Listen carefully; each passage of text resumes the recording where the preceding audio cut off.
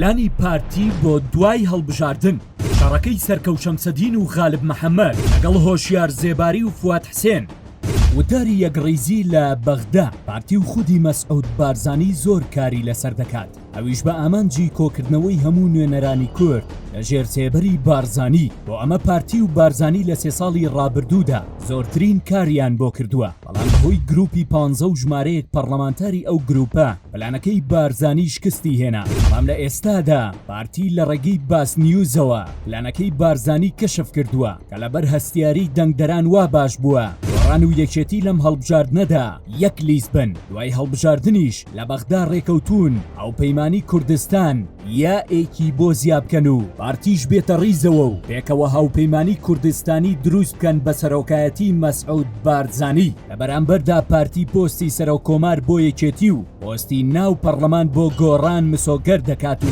گۆڕان و یەکێتیش مەسعود بارزانی وەک مەرجع قبول دەکەن. پلانەکەش ئەوەیە لەم هەڵبژاردنە زەبرێکی کوشندە لە ئۆپۆسیۆن بدەن، بە تایبەت پارتی مەبەستێتی پەرلەمانتارە سەربەخۆکان دەنگ نەهێنن، چونکە بارزانی هۆکاریش کەسێنانی پلانەکانی پێشووی لە بەغدا دەخاتە ئەستۆی چەند پەرلەمانتارێکی هیوا، ئەویش پاش ئەوەی لە دوو کۆبوونەوەی جیادا لەگەڵ هاوپەیمانی هیوا هەریەک لە هۆشیار زێباری و فواد حسێن ئەز لە بۆچوونی ئەو پەرلەمانتارانە دەکەن بەرامبەر پارتی و بارزانی. زێباری بە ژمارەیەک سەرکردەی پارتی وتووە لە کۆبوونەوەی یەکمدا لەگەڵ فراکسیۆنە کوردەکان لە بەغداد لە کۆتایی 2019 بۆ گەیاندنی پەیامی بارزانی داوام کرد هاوپەیمانی کوردستانی پێک بهێنرێت و ئامادەی سازشکردنیش ئەبین بۆ پۆست و ئیمتیازات بۆ لایەنەکانی تر. بەڵام زێباری دەڵێت تووشی شۆک بووم کاتێک سەرەتای کۆبوونەوەکە وێنەگری سەرۆکایەتی کۆمار ویستویەتی وێنەی کۆبوونەوەکە بگرێت. سەرکەوت شەمسەدین دەنگی بەرز کردوتەوە و وتویەتی تکایە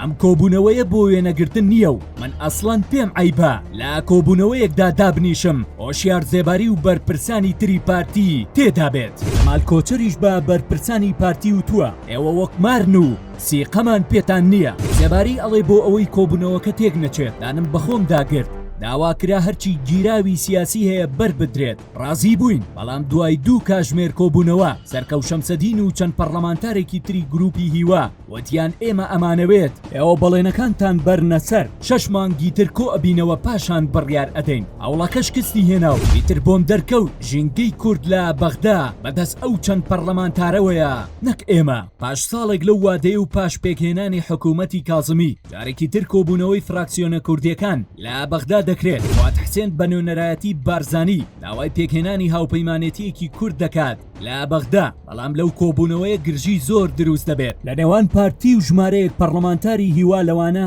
غالب محەممەد و یسرا ڕەجەب و سەرکەوت شەمسەدین. ئەپەی گێڕانەوەکانی فواد حسێن ئەو پەرلەمانتارانە لە کۆبوونەوەکەدا سوکایەتیان بە بارزانی کردووە و وتویانە ئێمە ناچینە ژێر ڕکێفی کەسێک کە لە گەندەڵیدا غەرق بووە. ئەم گرژیانە کاتێک تونتر ئەبێتەوە کە پارتی دەست ئەکات بە دادگاییکردنی چالاکوانانی بادینان. هاوپەیمانی هیواش هەرچی باڵوێزخانە و ناوەندەکانی بڕیاری عێراقا دەیهێنێتە سەرخات دژی پارتی. بۆیە لەو ڕۆژەوە تا ئەمڕۆ گرژی لە نێوان پارتی و هاوپەیمانی هیوا تونتر ئەبێتەوە. بە جۆرێک ئەهۆی فشاری هاوپەیمانی هیوا پارتی نەیتوانیوە پۆستەکانی خۆی لە پەرلەمان و حکوومەتی عێراق جێگیر بکات. بۆ نمونە لە هەوڵی دانانی مەسعود حەیدەر وەک بریکاری وەزارەتی دارایی عێراق و شاخەوان عەبدوڵڵا وەک بریکاری وەزارەتی ناوخۆی عێراق شکستی هێنا. ئەویش پاش لۆبیەکی بەهێزی هاوپەیمانی هیوا لە دژی ئەو دوو کاندیدا. لە ئێستادا پارتی بەنیازە لە ڕێگەی هاوپەیمانی یەکێتی و گۆڕان بەر لە هەڵبژاردن ئۆپۆسیۆن لاواز بکات و گۆڕان بکاتە بەشێک لە